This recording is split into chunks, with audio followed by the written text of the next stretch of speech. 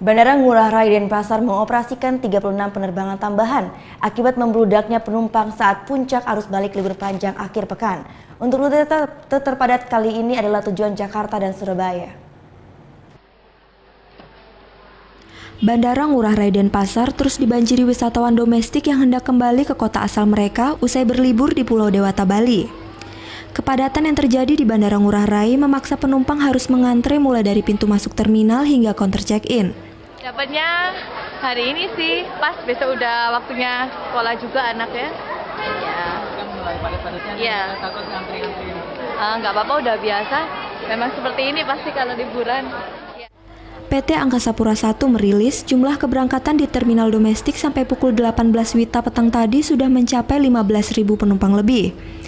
Jumlah tersebut dipastikan terus bertambah mengingat prediksi puncak kedatangan penumpang terjadi Minggu malam. Sejumlah maskapai seperti Garuda, Wings Air, dan Nam Air telah mengajukan penerbangan tambahan akibat membludaknya calon penumpang. Sampai saat ini, total sudah ada 36 penerbangan tambahan yang beroperasi mengangkut wisatawan domestik. Rute terpadat pada puncak arus balik kali ini adalah tujuan Jakarta dan Surabaya. Pengelola Bandara Ngurah Rai terus berkoordinasi dengan pihak terkait untuk mengantisipasi kerawanan dalam situasi ramai seperti ini.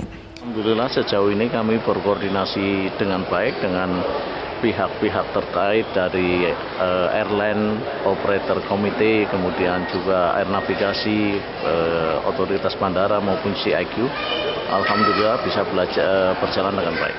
Cuaca cerah Pulau Dewata sepanjang hari Minggu sangat mendukung kelancaran aktivitas penerbangan pada puncak arus balik ini. Muhammad Hasanuddin melaporkan untuk NET.